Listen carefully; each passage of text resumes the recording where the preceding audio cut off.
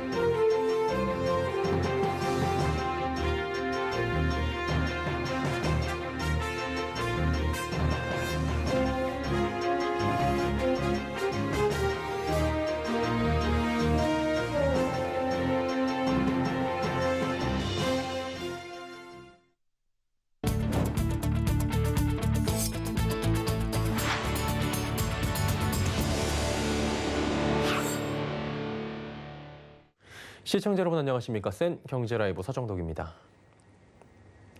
내년부터 연간 총소득이 3,600만 원에서 3,800만 원인 맞벌이 가구도 근로장려금을 받게 됩니다. 기획재정부는 오늘 이 같은 내용 등을 담은 2021년 세법 개정안을 발표했습니다. 정부는 근로장려금을 받을 수 있는 소득 요건의 상한을 가구별 200만 원씩 올리기로 결정했습니다.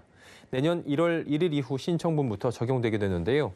소득 요건 상한을 1인 가구는 연 2천만 원에서 2,200만 원으로, 호벌이 가구는 3천만 원에서 3,200만 원, 또 맞벌이 가구는 3,600만 원에서 3,800만 원으로 각각 올렸습니다. 변경된 구간에 해당하는 30만 가구가 내년에 새로 근로장려금을 받게 될 것으로 추산됩니다. 내년부터는 거주자와 내국법인이 보유한 해외 부동산 현황 모두 신고해야 합니다. 기획재정부는 해외에 숨겨둔 부동산을 활용해 편법 증여 등 탈세 행위를 막기 위해 내년 1월부터 해외 부동산 보유 내역에 대해서도 자료 제출을 의무화한다고 밝혔습니다. 현재는 건별로 취득 내지는 처분가액이 2억 원 이상이면 해당 내역에 대해 매년 6월 말까지 자료를 제출해야 합니다. 제출하지 않으면 10%의 과태료가 부과됩니다. 하지만 법인의 해외 부동산 취득과 운용 명세서 제출은 지난 2014년부터 의무화돼 그 이전 자료가 없는 상황입니다. 기재부 관계자는 임대하지 않고 보유한 해외 부동산의 세원을 포착할 수 있게 됐다고 그 의미를 설명했습니다. 과태료는 1년 유예해 부과할 예정입니다. 이에 따라 2023년 1월부터 자료 제출 의무를 이행하지 않았을 때 적용됩니다. 정부가 국민지원금 지급 기본 기준으로 6월분 건보료 합산액이 하위 80% 이하에 해당하는 경우로 규정했습니다. 호벌이 4인 가구 직장인 기준 6월 건강보험료를 30만 8,300원보다 덜 냈으면 1인당 25만 원씩 총 100만 원의 국민지원금을 받게 됩니다. 호벌이 3인 가구로 보면 직장가입자 24만 7천 원, 지역가입자는 27만 1,400원입니다. 다만 정부는 가구 구성원의 2020년 재산세 과세표준 합계액이 9억 원을 초과하거나 금융소득 합계액이 2천만 원을 초과하는 경우 대상자에서 배제한다는 방침입니다. 재산세 과세표준 합계액 9억 원은 공시지가 15억 원을 의미합니다. 시가 환산한다면 20억에서 22억 원 선으로 추산됩니다. 정부는 다음 달 하순쯤 국민지원금을 지급할 수 있다는 입장이지만 지급 시점은 방역당국과 협의를 거쳐 최종 결정하겠다고 밝혔습니다. 다음 달 전국적으로 2만 세대에 육박하는 새 아파트가 입주할 예정입니다. 특히 전체 입주 물량의 80%가 수도권에 집중됐는데요. 전세난 해소에 도움이 될까요? 설석용 기자입니다. 다음 달 전국에서 아파트 19,534세대가 입주할 것으로 조사됐습니다. 그 가운데 80%에 해당하는 15,556세대는 수도권에 공급될 예정입니다. 직방 조사에 따르면 서울은 지난달과 비슷한 수준에서 공급되는 반면 경기와 인천 지역에서는 입주 물량이 증가한 것으로 집계됐습니다. 경기 지역에서는 평택과 수원 등 남부권에서 총 9,307세대가 입주해 전월 대비 15% 정도 늘어났습니다. 특히 인천에서는 3,524세대가 재건축, 재개발, 택지지구에서 입주하며 올해 중 가장 많은 물량이 공급되는 것으로 나타났습니다. 총 32개 단지가 입주를 준비하고 있는 가운데 수도권은 21개 단지로 올해 가장 많은 단지가 입주를 앞두고 있습니다. 서울은 송파구 등에서 6개 단지, 경기는 평택과 화성에서 12개 단지, 인천은 검단과 주안, 부평에서 3개 단지가 입주할 예정입니다. 이 중 수원 장안구 정자동에 들어설 화서역 파크 푸르지오는 총 2,355세대로 가장 많은 세대가 공급됩니다. 인천 서구 원당동에 위치한 검단 신도시 푸르지오 더 베뉴는 총 1,540세대로 두 번째로 큰 규모입니다. 업계에선 다음 달 아파트 입주 물량이 수도권에 집중돼 관심을 모으고 있지만 전세난을 해결하기에는 역부족이라는 분석이 나옵니다. 물론 국지적으로는 뭐 살짝 늘어 보이는 것이 있겠지만 전반적으로 이게 좀 전세난을 해소하기에는 턱없이 부족하고요. 지금 여전히 지금 전세로 눌러 앉아야 되는 분들이 많은 상황이기 때문에. 서울경제TV 설석영입니다.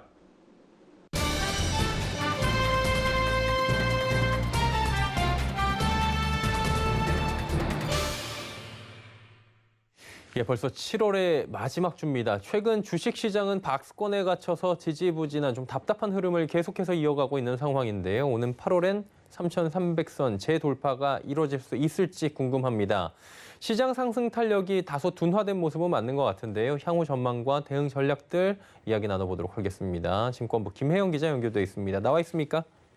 네, 증권부 김혜영입니다. 오늘 시장 상황은 별로 좋지 못했던 것 같은데요. 장 마감부터 좀 해볼까요? 네, 오늘 코스피 지수가 하락폭을 키우며 예. 0.91% 하락한 3,224선에 마감했습니다. 개인이 나홀로 7,200억 원대 매수에 나섰는데 반면 외국인과 기관이 동반 패자세를 보이며 지수 하락을 부추겼습니다. 지난주 연고점을 경신한 코스닥 지수 역시 0.75% 하락한 1,047선에 장을 마쳤습니다. 코스닥 시장에서도 개인이 나홀로 순매수를 기록했고 외국인과 기관은 동반 매도세를 나타냈습니다. 증권가에서는 지금 지수 전망에 대해서 좀 어떻게 이야기를 합니까? 네, 증권가에서는 당분간 박스권 탈출은 쉽지 않을 것으로 판단하고 있습니다. 이번 주 코스피는 3,200에서 3,320선에서 지지부진한 흐름을 보일 것으로 전망됩니다. 델타 변이 확산 등 경기 회복 동력이 둔화되며 증시 환경 자체가 우호적이지 않다는 판단인데요. 관망세가 짙어지면서 종목별 순환매가 지속될 것이란 분석입니다. 예, 그렇다면 이번 주에 저희가 챙겨야 할 이벤트나 변수가 있을 것 같은데 어떤 점들이 있을까요? 네, 시장의 가장 큰 관심사는 테이퍼링 시점입니다. 오는 27일부터 이틀간 미국 7월 FOMC 정례회의가 열립니다. 자산 매입 프로그램을 줄이는 테이퍼링 논의가 이루어질 것으로 보이는데요. 이번 FOMC에서도 기존의 입장을 그대로 고수할 것으로 전망입니다. 테이퍼링이 아직은 시기상조다라는 이런 의견이 더욱 많을 것으로 보이고요. 이와 함께 미국의 경기 방향을 엿볼 수 있는 지표들도 나옵니다. 오는 29일에는 미국의 2분기 GDP가 발표가 되는데 아무래도 시장에서는 예비치가 좀 높을 것으로 전망을 하고 있습니다. 이와 함께 실적 시즌이죠. 이번 주 테슬라, 애플, 알파벳, 아마존 등 관련 기업들의 실적도 눈여겨봐야 할 것으로 보입니다. 예, FOMC에다 GDP에다가 지금 기술주들 실적 발표까지 볼 게 굉장히 많은 것 같은데 관심을 둬야 할 종목이나 업종은 그렇다면 어떤 것들이 있는지 좀 꼽아주시겠습니까? 네, 아무래도 지수가 지금 뚜렷한 방향성을 나타내지 못하고 있는 상황이잖아요. 아무래도 종목별 대응이 필요한 시점입니다. 특히 테마가 형성될 수 있는 종목군이 유리하다라는 평가인데요. 실적 개선세 대비해서 저평가된 업종이라거나 리오프닝 수혜주들을 챙겨봐야 한다고 증권가에서는 입을 모으고 있습니다. 다만 실적주를 살펴보실 때 옥석 가리기가 좀 필요한 상황입니다. 기업이 호실적을 나타냈다고 해서 무조건 주가가 상승으로 이어지는 것이 아니라 주의가 필요한 상황인데요. 대표적으로 호실적을 기록했던 현대차와 삼성전자가 주가는 연동이 현재 좀 잘 안 되고 있는 상황입니다. 주가 움직임이 지지부진하죠. 이 때문에 실적 장세가 정점을 찍고 꺾이는 이른바 피크아웃 여부도 잘 챙겨봐야 한다라는 조언입니다.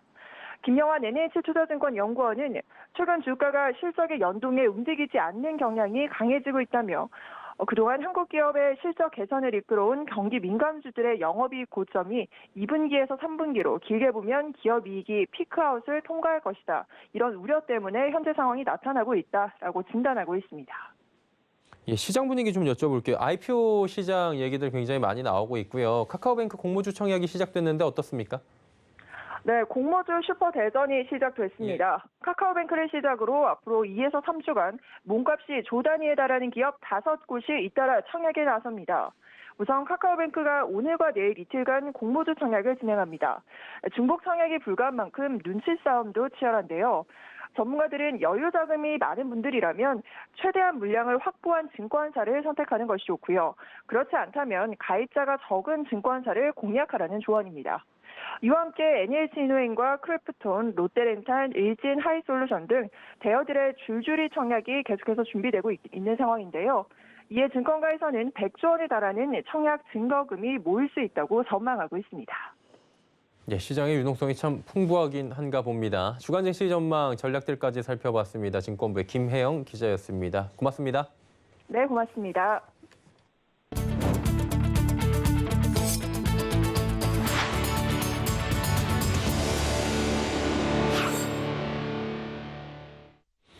금융권이 인터넷 은행의 영향과 코로나19 사태로 인한 비대면 거래 선호 현상으로 빠르게 변모하고 있습니다. 더 나아가 가상과 현실을 연동할 수 있는 메타버스 진입의 속도도 내고 있다고 하는데요. 윤다혜 기자가 전해드립니다. KB국민 등 시중은행들이 메타버스를 활용한 가상 공간을 선보이고 있습니다. 메타버스는 가상 초월을 의미하는 메타와 현실 세계를 뜻하는 유니버스의 합성어입니다. 코로나19 이후 비대면이 일상화되면서 금융권에서 메타버스는 새로운 플랫폼으로 부상하고 있습니다. 하나은행은 최근 메타버스 전용 플랫폼을 활용해 가상세계의 하나글로벌 캠퍼스를 구현했습니다. 메타버스로 신입 행원을 위한 멘토링 프로그램 수료식도 진행했습니다. 우리은행도 메타버스 플랫폼을 통해 행장과 직원들이 만나 고객 이해와 공감의 시간을 가졌습니다. 가상점포도 등장할 것으로 보입니다. KB국민은행은 메타버스를 활용해 가상 영업점을 구축할 계획입니다. 국민은행은 가상은행 지점, 디지털 고객 체험관을 개설하고 고객 상담을 하는 등 다양한 콘텐츠를 구축하기 위해 테스트베드를 만들고 있습니다. 은행들이 이처럼 메타버스 진입에 속도를 내고 있는 이유는 자산관리 등 비대면 수요가 늘면서 바뀌지 않으면 도태될 수 있기 때문입니다. 또 비대면 생활로 소통하기 어려운 MZ세대를 잡기 위해서입니다. 하나금융경영연구소는 메타버스 금융서비스가 본격화되면 MZ세대가 주 수요층이 될 것으로 보고 있습니다. 은행들은 MZ세대를 대상으로 한 금융서비스를 제공할 계획입니다. 또 메타버스 내에서 유통되는 자산이 실제 고객자산 확대로 이어질 수 있기 때문입니다. 금융권 내에서 비대면 수요가 계속 증가하고 있기 때문에 앞으로 메타버스 시장은 더욱 커질 것으로 보입니다. 서울경제TV 윤다입니다. 르노 삼성과 쌍용차, 한국 GM으로 이루어진 국내 외국계 완성차 3사의 고전이 계속되는 모습입니다. 올 상반기 외환위기 이후 가장 적은 생산과 또 판매 실적을 기록했다고 하는데요. 차량용 반도체 공급 부족에 신모델 부재 등의 악재가 겹친 겁니다. 정세미 기자입니다. 한국자동차산업협회에 따르면 외국계 3사의 올해 상반기 생산량은 24만 대 규모, 지난해보다 12.3% 줄며 외환위기 이후 23년 만에 가장 낮은 수치를 기록했습니다. 반도체 부족으로 인한 생산 차질에 신모델 부재와 노사 갈등의 삼중고가 겹친 탓입니다. 국내 판매량도 줄었습니다. 3사를 합쳐 88,600대 판매를 간신히 넘겼지만 지난해 같은 기간보다 35% 이상 줄며 1998년 이후 가장 적은 성적을 냈습니다. 회사별로는 르노 삼성차의 판매량이 48% 이상 줄며 가장 큰 감소폭을 보였습니다. 판매 부진과 노조 파업 등의 악재가 겹치며 28,840대 판매에 그친 겁니다. 이어 기업 회생 절차를 밟고 있는 쌍용차가 34.8% 준 26,625대를 판매했습니다. 협력업체의 납품 거부로 공장 가동 중단이 반복되며 생산량 역시 3만 9천 대까지 낮아졌습니다. 한국GM은 지난해 상반기보다 19.3% 감소한 3만 3,160대를 팔며 외국계 3사 중 그나마 나은 실적을 보였습니다. 본국에서 완성차를 가지고 들어와서 판매하는 것도 신통치 않다 보니까 많이 판매가 안 됐다는 겁니다. 더욱이 노사 분규로 인해서 부분 파업이 진행되다 보니까 이 판매량을 줄이는 역할을 했다라는 측면에서 한편 코로나19 재확산과 노사 갈등 지속으로 하반기 회복 가능성도 불투명해지며 업계의 긴장감이 커지고 있습니다. 서울경제TV 정세미입니다. 공공재개발 사업의 전매 제한 기간이 분양가 상한제 주택과 같은 수준인 5년에서 10년이 적용될 전망입니다. 국토교통부는 이 같은 내용을 담은 주택법 시행령 개정안을 입법 예고했다고 밝혔습니다. 앞서 주택법 개정을 통해 공공재개발에도 전매 제한을 적용키로 한 데 이어 구체적인 시행령을 정한 겁니다. 전매 제한 기간은 분양가가 인근 시세 대비 100% 이상이면 5년, 80에서 100%는 8년, 80% 미만이면 10년이 적용됩니다.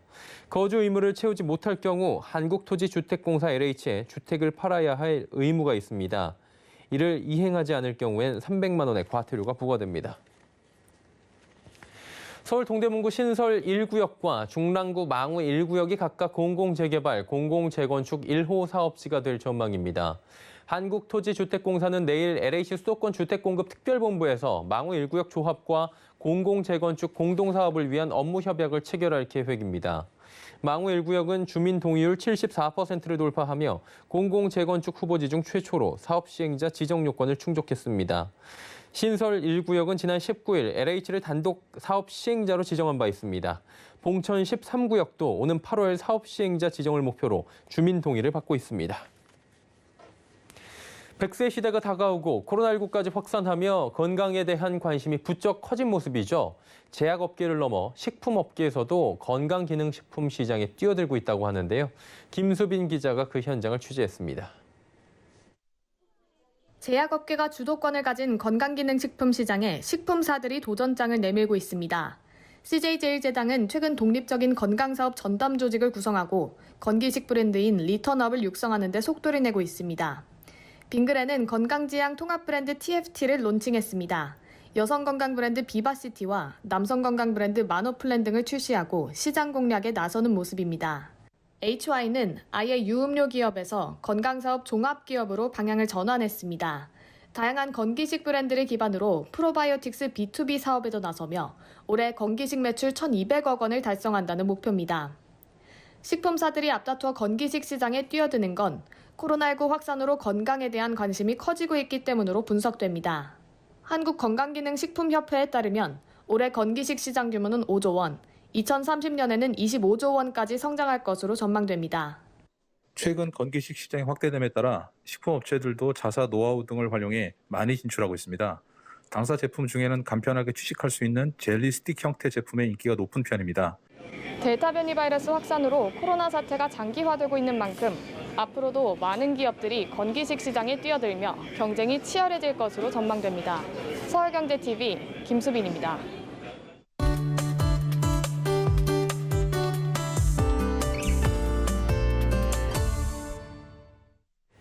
지난해에 이어 올해도 기후변화로 인한 재앙이 많이 발생하고 있다고 하죠. 6월은 유럽 폭염이 있었고요. 7월에 북미 서북부 지역의 살인적인 폭염, 그리고 서유럽의 대홍수, 중국 홍수, 인명피해와 함께 재산피해가 수없이 발생하고 있는 상황인데, 이런 기후변화가 금융위기를 가져올 수 있다고 IMF가 경고를 하고 나섰다고 합니다. 오늘은 기후재난과 금융위기에 대해서 알아보도록 하겠습니다. K웨더 반기성 센터장과 함께합니다. 어서 오세요. 네, 안녕하세요. 예, 우리나라도 지금 기록적인 또 폭염이 계속 이어지고 있다고 하는데, 우리나라뿐만이 아니라 지금 전 세계적으로 기후재난 심각한 것 같아요.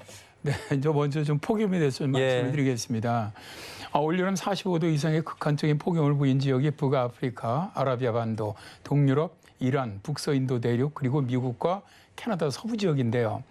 이 지역들은 최고 기온이 45도를 넘었고요. 사하라 사막, 미국 캘리포니아의 데스밸리는 50도를 넘는 극한 기온이 발생을 했죠. 이 중에서 이제 피해가 가장 컸던 지역이 미국 서북부 그리고 캐나다 서부 지역인데요. 이 지역은 서한 해양성 기후의 영향을 받는 지역이기 때문에 평균 기온이 20도에서 25도 정도입니다. 그러다 보니까 에어컨 등 냉방 장치를 설치하는 가정이 아주 매우 적어요.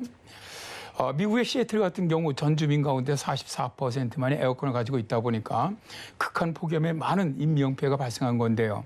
미국 국립기상청은 역사적으로 북서 지역의 기온이 엄청나게 이번에 치솟았다.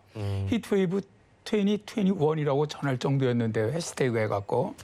시애틀의 경우 41.7도, 오리건주 포틀랜드는 평균 최고 기온을 3일 동안 연속으로 갱신을 하면서 47.8도의 기록을 세웠습니다.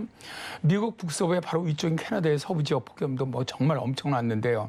캐나다의 브리티시 컬럼비아주 리튼이 29일에 49.6도를 기록을 하면서 극기온을 갱신을 했습니다.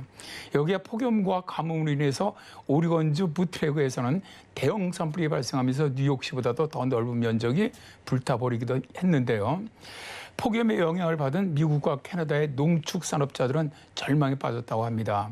체류와 포도가 열에 익힌 것처럼 변했고요. 밀도 누렇게 시들어버렸고요. 해안가에서는 조개 수백만 마리가 열에 익어버려서 입을 쩍 벌렸다고 합니다. 폭염과 가뭄, 대형 산불로 초지가 사라지면서 목축업자들이 기르던 가축을 도축하는 사태가 발생을 했는데요.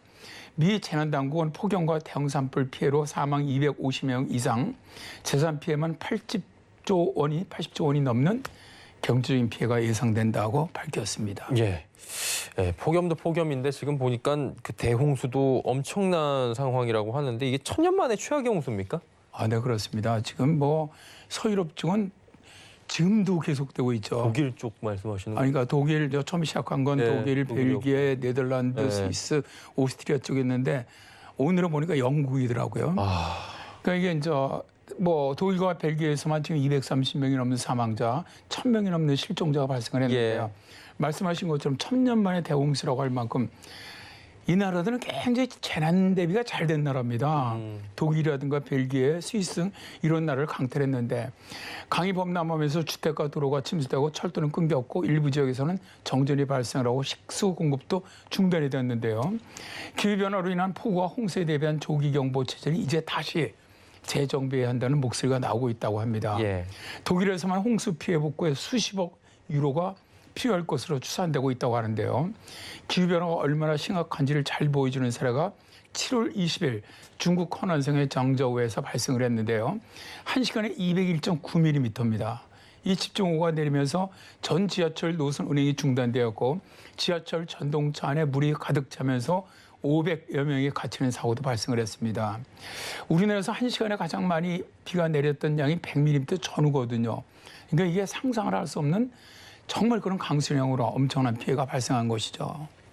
야, 이 참 시간에 200mm면 가늠이 되지 않는 수준인 것 같은데 이렇게 지금 기후변화 재난이 더 자주 발생을 하다 보니까 IMF가 금융위기 온다고 발표했다고요. 네, 그렇습니다. 토바이어스 에이드리안 IMF 통화자본시장 국장은 7월 3일이었죠. 그린스완 컨퍼런스에서 자, 여기서 이런 얘기를 했습니다. 기후변화는 느리게 진행되고 있지만 잠재적으로 재앙이 될 것이며 기후변화가 틀림없이 금융위기를 촉발할 것이다 라고 밝혔는데요. 그는 바하마, 필리핀 등 최근 허리케인과 태풍이 강타한 나라들을 거론하면서 많은 나라에서의 기후재앙이 금융 시스템에 재앙적인 결과를 초래했다 라고 주장을 했는데요. 그는 최악의 시나리오에서라도 생존하려면 위험 관리를 확실히 해야 할 것이라고 강조하게 됐습니다. 그런데 기후변화가 금융위기를 가져올 것이라는 주장은 많은 기관에서 발표하고 있죠. 2020년 9월에 미국 상품선물거래위원회 보고서에서도 기후변화가 미국 금융 시스템의 안정과 이에 따른 미국 경제의 지속성에 주요 위험이 될 수 있다라고 우려를 했고요. 올해 3월에는 미국 중앙은행인 연방준비제도도 토네이도라든가 홍수 산불을 비롯한 극심한 자연재해 위험이 경제 전망이라든가 금융자산 가치에 영향을 미칠 수 있다라고 주장하기도 했습니다. 연준은 보고서에서 기후위험이 금융 시스템에 충격으로 나타날 수 있다. 경제 금융 리스크들이 서로를 증폭시킬 수 있다. 기후재난이 부동산 붕괴를 일으킨다면 은행이 손실을 입어서 대출과 투자를 축소하는 등의 연쇄 효과가 일어난다라고 경고하기도 했습니다. 작년에 제가 이 시간에 그린스완에 대해서 말씀드린 적이 있는데요. 예. 우리나라 금융권도 좀 기후변화발 금융위기에 좀 잘 대응했으면 좋겠습니다. 예.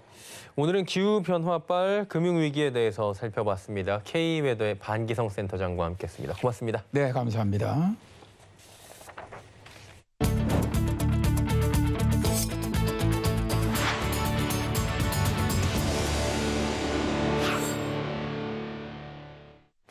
센 경제 라이브 저희가 준비한 소식은 여기까지입니다. 건강한 저녁 시간 보내시길 바랍니다. 고맙습니다.